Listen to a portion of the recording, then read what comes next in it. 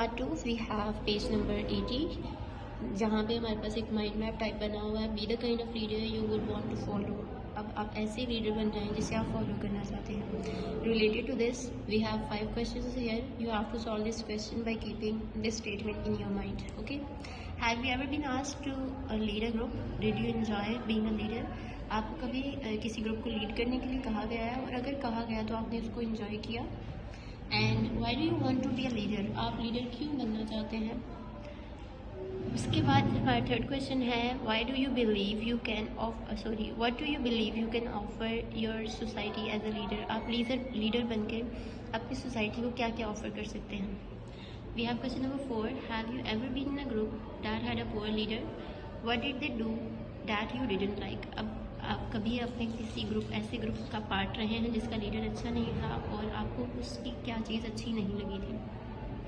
Question number 5 is which of the leadership qualities do you possess and that could help you be a great leader? अब आपके अंदर कौन सी ऐसी quality है जिससे आप एक अच्छे लीडर बन सकते हो? You have to answer this question by your own will. On the next page number 81 we have a second theme based worksheet. Let's learn more about good leader. You have to read what is a leader, why do we need a leader, and some qualities of a good leader.